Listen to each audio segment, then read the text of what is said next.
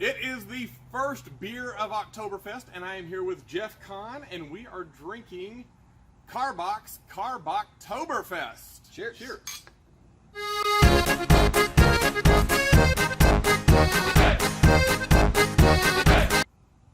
That's good. That's really good. It is really good, right? So you are an office and industrial specialist and with Coldwell Banker and a realtor, of course. Of course. So I hear you have a few titles. I do. I'm an office and industrial specialist. That's my day job, and at night I just sleep. I don't have that job. But I've been with Coldwell Banker Commercial for, this is year 14. Oh, wow. 14 doing the same thing with the same group. Love it. I am also a qualified candidate for the Texas REALTORS Secretary Treasurer position for 2023. That's a mouthful, and it seems like a long ways away. Is that on your business card? Yes, it's just really small font. But it takes a long time to organize an entire industry, and so running for an office, you have to do a lot of preparation work and have a lot of conversation. So that's why I'm starting, or in the middle of it now, for something that's not happening for a couple of years. Oh, wow. All right. I also serve a few committees on the state and national level. In Texas, I'm the 2021 Chair of Public Policy, and I'm on the NAR Finance Committee, and that NAR meaning National Association of Realtors, and I'm on the YPN Advisory Board. So there's a lot of titles. Basically, I just love my job. I love serving my clients, and I love giving back. So I get fancy titles for just doing what I love. Fancy stuff. Fancy stuff.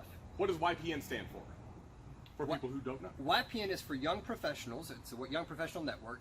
Now, there's not an age for young professionals. It's just if you're new or new to the business or like to hang out with younger people or consider yourself younger than maybe your driver's license says, we're just the most accepting group within the National Association of Realtors in Texas. And it's for everyone, just a way to get involved in a social environment, and you don't have to have lots of experience. You just come hang out. Okay, cool. So you're very involved in the Association of Realtors, both the local level, the state level, and the national level. What is it that the Association of Realtors do for the general public? I mean, people know they call up a realtor to go buy a house or to lease some space or buy some commercial space, but what is the Association of Realtors doing that maybe the general public doesn't know about? So the real estate industry, or any industry, does not run itself. There has to be a group of people and staff that run it.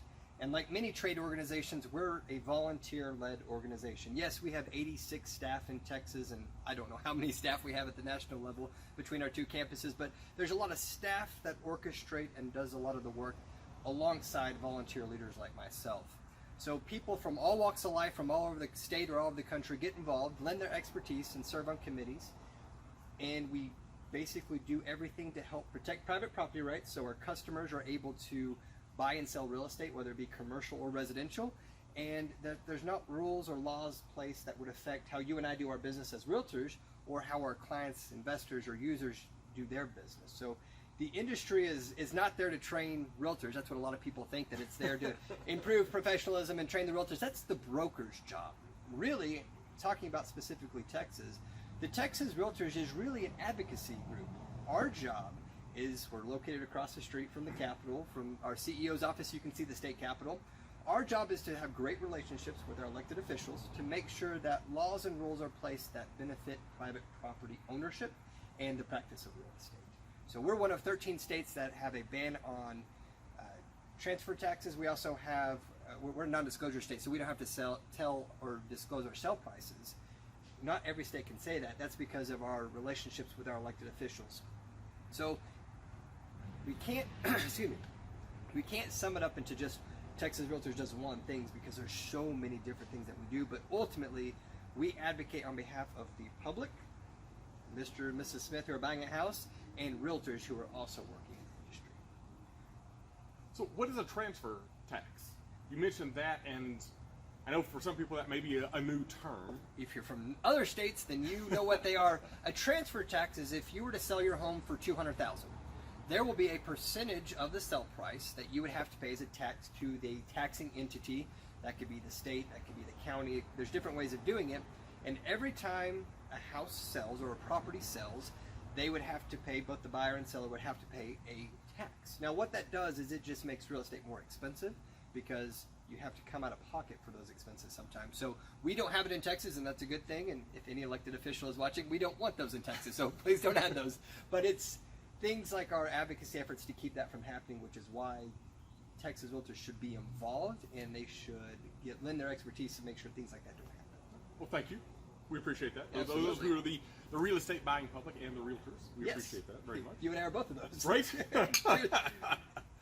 So tell us a little bit about the process that goes behind getting these decisions made.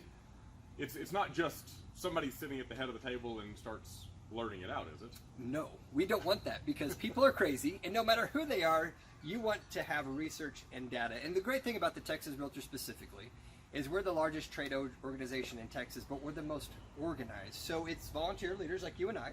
It actually starts years in advance, and all of it comes to a head every other year, an odd year, when the Texas legislature goes into session. So 2021, 23, 25, and so forth. So we just finished up the legislative year for 2021. There's still a special session happening, so we're not completely done.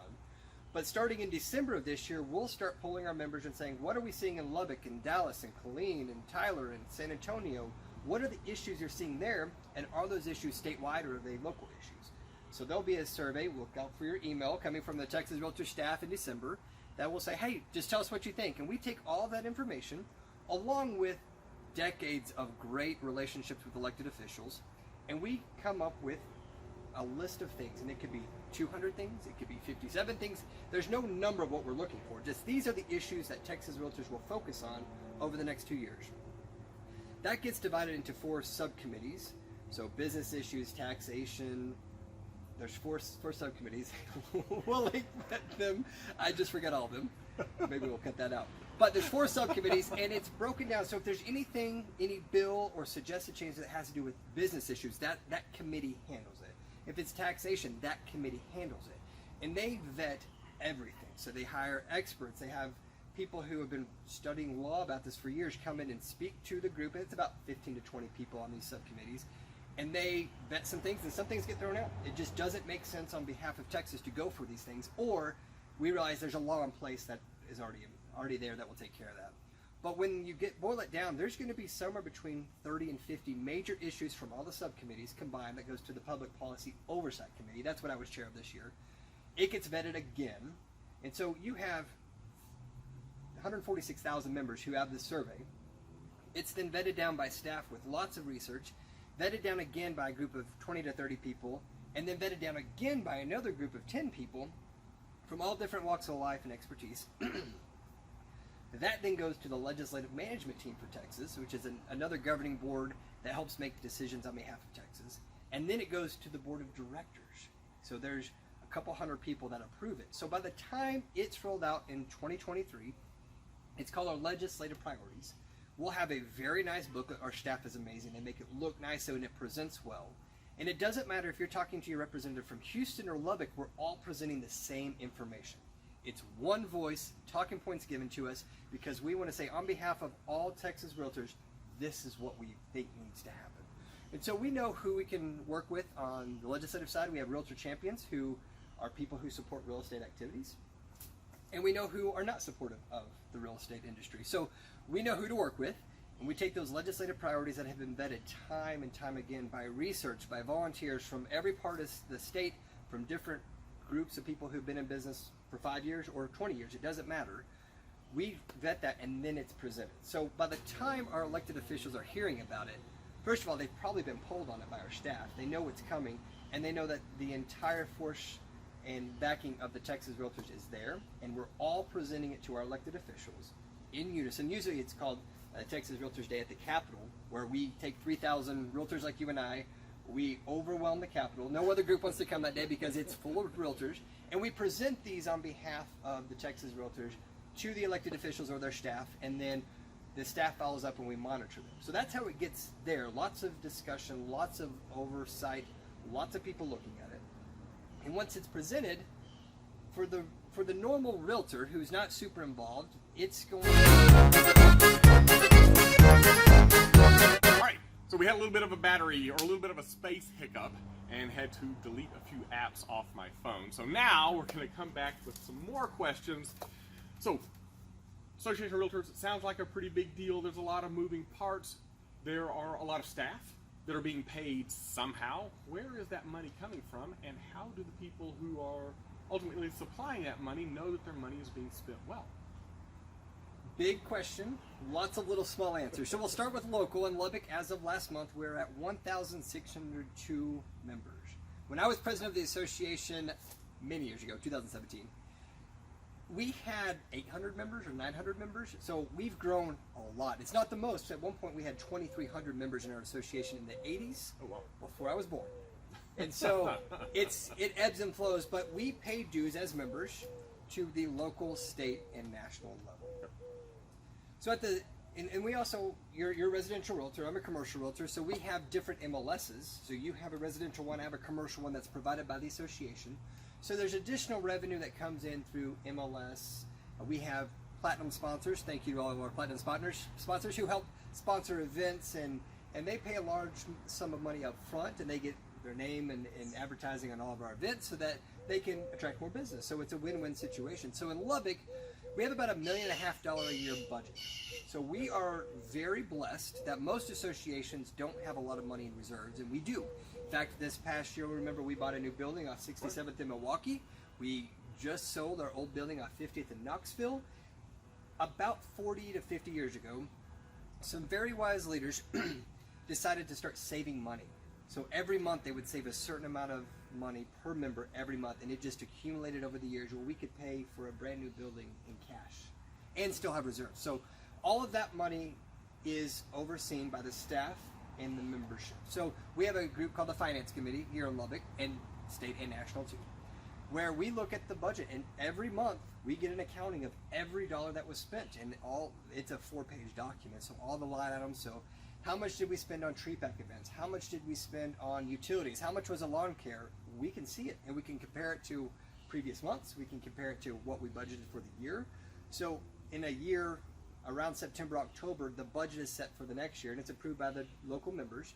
And then the Finance Committee and the Board of Directors and the executive team, along with the staff, make sure that we are meeting the goals. And if we had a water line break and our water bill was so high it just blew that money out, blew that budget line, what would happen is we'd have to pull money from somewhere else and reduce spending somewhere else. So every month we're looking at that. It's a complicated process, but if you're a realtor in Lubbock and you want to learn how our association works, follow the money. So show up to a finance committee and you can learn. Our staff, we only have 4 people on staff.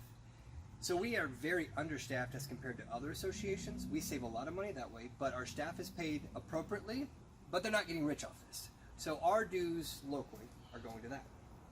Now, when you get to the state level, 142, 146,000 members and growing, it's a whole different ballgame. When you have that many members who pay $152 a year, that's what our allocation is for the state level, is $152. And I've got a chart I can show you that the Texas Realtors provided that shows how much of each dollar goes where. Don't quote me on this, but I think 28% of our dues, or maybe 24%, goes to association administration. So we own a building in Austin. We have staff. We have staff that are in the region. So we have a field rep here in the Texas area, or Lubbock area, that we share with Amarillo and some Midland, Odessa area. So there's not a staff, but our budget is tens of millions of dollars a year. So our dues collections alone could be $15-20 million every year. Now we have almost 150,000 members, so we're providing services, and we have conferences twice a year. Those things are expensive, but that's how business gets done. We support a lot of political candidates with the money that we raise. We also have TREAPAC, which is the Texas Real Estate Political Action Committee, that is separate from the Texas Association of Realtors, or the Texas Realtors. Those are the same thing. But TREAPAC's different, so that money goes to help fund issues and works with candidates to make sure that public or private property rights is continues. They raise a lot of money. So there's a lot of moving pieces, and it's overseen by the Budget and Finance Committee, which reports to the Executive Board, which reports to the Board of Directors. So there's hundreds of people that look at the budget. So for Texas, my favorite delivery of the year is a 300-page document that's mailed to me from us, and that's our budget for the year. And they send it to you because everyone's going to read this document before they get to Austin for the meeting. You flip through it, and it's every line item, every department, every expense that they're going to project for the year. We go to Austin, and the staff directors present why they need that money. And if it doesn't make sense, they don't get it. But by the time it gets to us at the Budget and Finance team, there are hundreds of hours that have gone into this, And the staff, the CEO and executive team at the Texas Realtors have gone through and they cut out the fluff. So we're seeing the best of the best, only the necessary things, because we haven't raised dues in quite some time. And if we can operate with the same amount of money and not raise dues, that saves our members money, and it's just a good steward of our resources. Now, Lubbock has an investment fund, so we're saving money. Texas and the National Association of Realtors also have separate investment funds, and we call, in Lubbock, we call them non-dues revenue. In Texas, we have an investment fund that was started years ago that is regularly given to, that has a lot of money. So tens of millions of dollars that we call those the reserves. In 2020, 2021, they've done really well. We've made a lot of money, or we haven't realized it. They're unrealized gains because they're sitting in stocks and mutual bonds and they're invested. So if something were to happen and we lost a ton of members, we would still have reserves to pull on, so we can make sure to meet our budgetary requirements and the services that we provide to our members and the public could continue. Escalate that to the national level, where we have 1.5, just shy of 1.5 million members. That's a ton of membership dues. We have 2 campuses, one in our headquarters in Chicago. We also have a political headquarters in Washington, D.C. Nice buildings, expensive to run, lots of staff, because we have 1.5 million people like you and I. So though they don't know all 1.5 million realtors, it's a leadership organization that is run by volunteers. So they have a president-elect, a secretary-treasurer, just like all the other ones. But there is multiple levels of, I'm going to call it the finance team of the National Association of Realtors. So I'm on the finance committee, and there's about 20 of us from across the country, and that's a very in-depth view of expenses at the National Association of Realtors. Our Zoom meetings, some will call them boring, but they are very dense because we heard all of the expenses. We just renovated our Chicago headquarters and added an entire floor above where we were. Tens of millions of dollars to do that, but it added value to the building and it allowed us to rehouse some of our dated buildings and our floors and renovate while people moved around. So it was the right move for now and for later. But those type of things, there's a property committee, there's an investment committee, there's a tax committee. So there's people like you and I, 20 to 40, who get in a room and look at every receipt, who look at all the numbers, who hear, why are we spending $30 million on a PR campaign for the public to talk about using a realtor? Where does that money come from, and how does that get from you and I writing our dues at the beginning of the year to we seeing a commercial on TV about choosing a realtor? So it gets really complicated, especially on the national level, because we have operating revenue, we pay our dues, but we have a thing called Second Century Ventures, which is an investment arm of the National Association of Realtors. We invest in real estate technology, so real estate tech. DocuSign was one of the things that we helped get started, and it went public. And NAR owns a lot of stock, hundreds of millions of dollars worth of stock in DocuSign. We used investment money that we had set aside that was paid back. So the initial investment by the realtors was paid back to the realtors, and we have this fund that's just non-dues revenue. We invest in lots of companies, and Second Century Ventures every year has somewhere between 15 to 30 real estate tech companies that we help mentor, we have 1.5 million users, so they can test our product on people from all over the country or different markets. They can get feedback of lockbox, for example. What doesn't work, what does work, because you and I are out in the field, we can tell them. Right. So it's a great breeding ground for really big, successful real estate companies. So we have investments in that you and I wouldn't see the benefits of those because we're the members, but our dues dollars aren't paying for that. That's a separate arm, and it allows us to be at the forefront of real estate technology, and those companies are giving us discounts for the products that work and that we need. There's discounts for us. So it's a great way for a real estate technology to say, I've got an idea, what about this? Team it up with the 1.5 million of us that are doing this on a day-to-day basis and finding out what works and what doesn't. And they find out very quickly because realtors are honest about things that don't work. We like to complain. So all of that feeds into an investment fund. Again, if something were to happen, we could sell resources and some of our assets over here to fund it, but we don't have to. Yeah. So there hasn't been dues increase at the national level. Despite the fact that there is a lot of money that comes across, it's expensive to run an industry. Yeah. So just advocating on behalf of private property rights is expensive, but there are things like there's been a couple lawsuits that have been filed. You heard the DOJ drop the suit against the settlement with the National Association of Realtors. Those things cost money. And we're not going to get into the details of those cases because I'm not an attorney, but I can tell you that NAR is operating in a way that we're trying to make sure that we put the realtors and consumers first. So those things cost money, and we have the resources to fight those things, because just fighting a lawsuit could be $2, $5, $10 million. It just depends on what it is. It's very expensive. So we have the reserves to pay for that. But all in all, just like at Texas, the national level has a strong political force, and we know our elected officials very well. And if there is a law, for example, they were thinking about doing away with 1031 exchanges, which is a tax vehicle that allows people to reinvest 100% of their proceeds from a building without paying taxes. Now, it doesn't get rid of them, it defers them. There was talk of that going away. So our lobbying group got in there and said, no, we want to keep this. This is important for residential and commercial. So I think however much money we're paying our staff, them advocating on behalf of keeping that for me and my clients is huge, and it's worth every dollar. Sure. So for the amount of money that we pay as realtors, and we're not going to say that money because we're not trying to break any antitrust laws or set prices, but it's really cheap for what we get. All of these organizations, the local, state, and national, work together for our benefit so we can sell real estate. You residential, me commercial. So it works together. But there's not one person just with a big checkbook. There's checks and balances, and there is a lot of people, dozens if not hundreds of people, and at the NAR level, that budget goes in front of a 900-person board of directors. Literally thousands of people review those numbers every year before the budget's approved and before money's spent. So yes, there's checks and balances. Yes, it's annoying because it is a big, big machine that moves very slowly, but it's all to protect the money that you and I pay as members of the association. And we appreciate that. Yes, it's fun. Thank you, sir.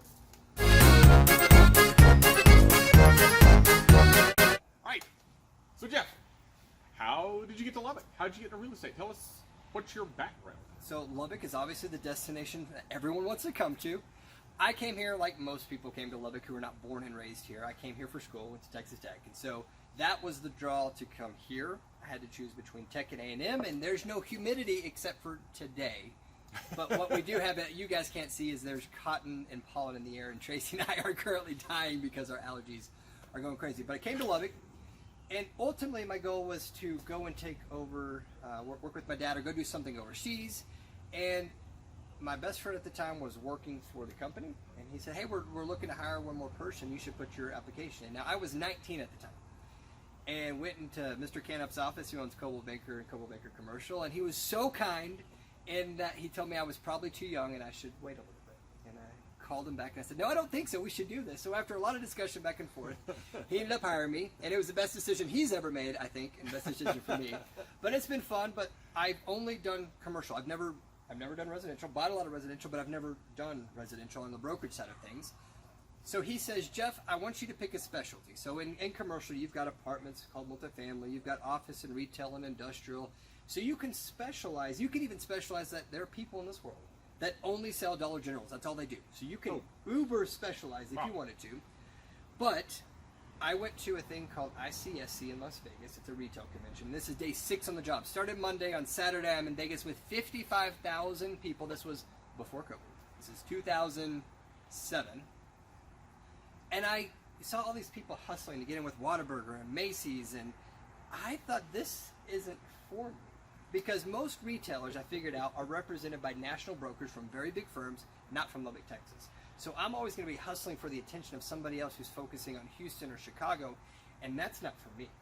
And I like dealing with people whose names are on their shirt, not on their sleeves. And so the people, is this John working in a warehouse, those are my people. And so after talking with my broker, I decided I was going to start working on industrial and office.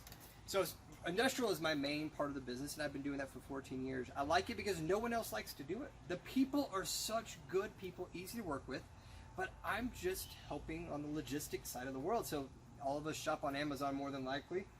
I get to help clients who help with that, the logistics side of their life, of things getting shipped from China to their front door. That's part of my business, is helping with companies like that.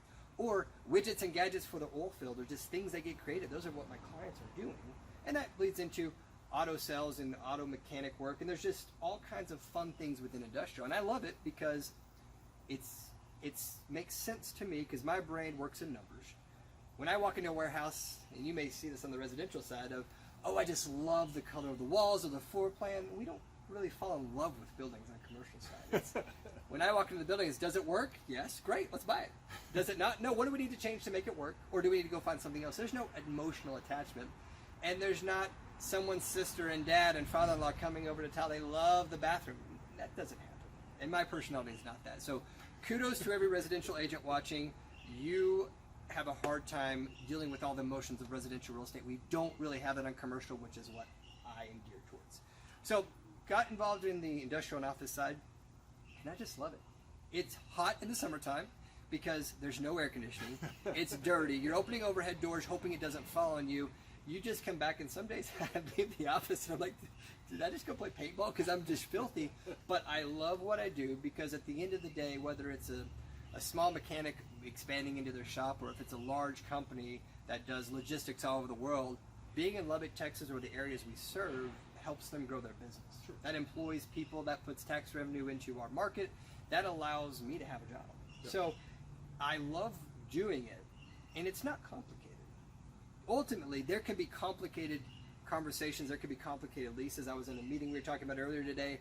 It's very complicated because we're here, the parties are on a different coast, and time zones are playing a fact. There are different regulations in different states. So doing deals across state lines is interesting because not everyone sees everything the same way. So they're complicated deals, but all I'm doing is helping facilitate a buyer selling to us and a seller coming together, or a tenant and a landlord coming together. That's all I'm doing.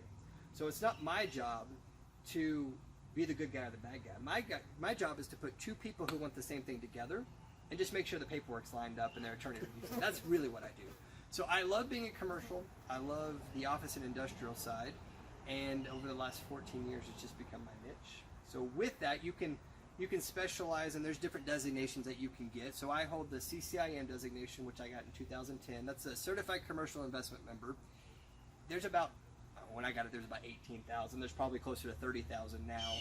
And it's the top brokers of all different types, land, multifamily, retail, office, and industrial, who understand how to serve their clients and produce at a high level. So you have to prove production through a terribly hard process. And back when I did it, I'm gonna sound really old, we didn't get to submit it electronically. We had a book that was 600 pages long that we had to submit to somebody, and then you have to take a 6-hour exam. But because I focus in office and industrial, I also have my SIOR designation. That's a Society of Industrial and Office Realtors. That is an extremely hard designation to get. In Lubbock, there are 3 of us. Oh, wow. You have to take a lot of class. You have to produce at a very high level, not just 1, 2, or 3, but 5 years in a row. You have to be nominated. Your peers have to agree to let you into their club, and then you have to write a massive check to get into the club every year. So it's one of those things that it's like, I joke, it's the fraternity for commercial real estate. But I learned so much from these people because these are the guys who are doing Amazon deals all over the country or Walmart distribution centers. These guys are doing massive $1 billion worth of deals all the time, and these are the people I get to call my friends now. So yes, it's expensive. Yes, it's hard to get into, but because of the success I've been able to have in my business, I'm now part of that club, and that brings a lot of value to my clients. So it was not easy, but it's something that I like to do. That's cool. So with commercial, it sounds like you do a lot of big deals. What's the biggest deal you've ever done? What's the small, if you can, and you don't have to give us numbers or names, but what's the biggest and the smallest you've done? So people often think that commercial is just big deals, and let me tell you, it is not. It is not. It takes honesty. So if any of you are residential thinking to get to commercial or thinking, May, what are the deal sizes? It takes the same amount of work to do a 1,200 square foot office lease as it does a $10 million investment deal. In fact, it may be easier time-wise to do the $10 million investment deal. So I work on anything. There was a 300 square foot office lease we did last week. So small, one room.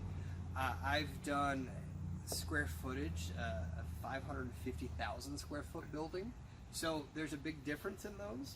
It's the same amount of effort, honestly, because when you're running a business where you're doing a lot of business every year, you've got to have systems. So it's the same system, the same level of service, and the same follow-up for the small office user who's just starting their business to the multi-billion-dollar company who's trying to expand to make $1 billion.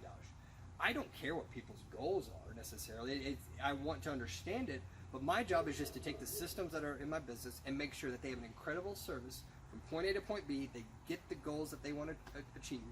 And so it just depends. We do a lot of small deals, under 1,500 square feet, under 2,000 square feet, or dollar volume, just really small. But we also do a lot of very big deals, which make up for the smaller deals. So it all evens out. Ultimately, we're there to serve the client, and I could focus on just deals over $5 million, but we live in Lubbock, Texas, and not every deal's $5 million. So I want to be able to serve my clients, and sometimes they're big deals. We were talking about a couple earlier today, and sometimes they're small deals, but we're going to do them all. That's cool. So you also spend a lot of time training other agents. What's that like? And how did you get into that sort of thing? Also, obviously, experience helps get you there, but what's that like for you? I have learned through this guy, actually. We met each other not through real estate. We met each other through Toastmasters. I was terrible at communicating. I can still do better, but I joined Toastmasters because my business was not going to make it if I didn't. One of my clients fired me and said, you must join Toastmasters, and gave me a list of things to do, but I had to join Toastmasters. And then I met Tracy, some other great people, including his wife Lisa, made some great lifelong friends, but more importantly, I learned how to communicate. When you're able to communicate, and you have expertise in, we call them the war stories, of how you overcame complicated deals, not many people like to speak in public. So they will pay you, invite you to come and speak, and say the same thing maybe their broker or their CEO is telling them. But I'm from a different market, I don't work there. So they'll bring me in to speak and do training on leadership training, on communication training, on real estate, basically opening up my playbook of this is what I do to be successful. And they'll have me come out and speak. That's cool. And it's an amazing opportunity. So one, we can all learn to communicate better because there's a direct correlation in your ability to communicate, the leadership and the leadership positions you hold, but also the money you'll make. The better you communicate verbally and non-verbally, the better your systems are, the more money you'll make, because everything just becomes easier. It takes time. I've been doing this now 14 years. But speaking was one of those things that, again, I live in Lubbock, Texas. It's nice to leave Lubbock, Texas sometimes. It's a great town, but I love to travel. And so it's like, well, if I'm going to go to Chicago, why not go when someone's going to pay me to speak and just stay an extra day and go on vacation? So the past few years, if any of you have followed me on social media, you will see that I travel a lot, and you never know why I'm there because I'm not posting who I'm speaking to. That's a contract between me and them. But I'm usually, 99% of the time, in a different city or state speaking and training agents just like you and I about leadership, about association leadership, about how to grow their business, because if we're able to grow our business, we can take care of our families better. We can give back to our communities better. We can be better realtors. So I learned just as much from teaching other people and hearing how they're doing things as they learn from me. All that to say is, one, you can have a great referral network from across the country if you step out of your bounds, whether you're in Amarillo or Lubbock or wherever you're watching this from. But if you learn how to communicate well, and Tracy is an incredible communicator, if you do that well, there is an entire business of speaking about real estate that could be life-changing, if you want it. Now, there's some downsides to that. Tracy, how many times have you called to have lunch or a beer, and I've been out of town? Many. So Tracy and I have to schedule weeks in advance to hang out, so that's a downside. I've gone weeks where I've been in Lubbock 2 days where I'd fly in, do laundry, fly back out. I've gone where in a couple weeks, I will go to 3 different cities in a row before I come back. There's a commitment side to that. If you're going to lend your voice on behalf of other realtors and help them become better, and yes, I benefit from it. I get paid to speak and I get the referrals. There's a sacrifice of not being at home. Right. And you have to have really good systems in place so that you can still operate. I've got my assistant at the office, but I can do everything except for show a building from here. And so I've got great relationships with my team back here in Lubbock. So if I'm out of town, someone can show a building. Things are not going to fall through the cracks. If I'm in a meeting, my assistant can see my email. So if there's an emergency, it can be fixed. You have to have all those systems in place, but it allows you the freedom to go and speak. And it's a beautiful world. And I tell you, I talk to Tracy a lot about, I love the speaking side of real estate as much as I love the brokerage side of real estate. That's cool. All right, we've got about 8 minutes of space left, so I'll roll into the last question. Okay. All right, so Jeff, it sounds like you are super busy. You are traveling, you are training, you are selling real estate constantly. Why is it that you want to take more of your time and spend it serving the realtors of Texas? So we heard earlier that I'm running for this position of Secretary Treasurer of the Texas Realtors for 2023, and I'm a qualified candidate. I've been in leadership because someone, Nancy Rawls from Lubbock, tapped me on the shoulder, and Deborah Perez Ruiz said, would you serve as a commercial chair? And I didn't know I could tell them no. And I was like, sure. Someone asked me something that sounds important, I'll do that. And then someone, probably Nancy, says, you should serve on the board of directors. I said, great, what's that? Yes, what's that?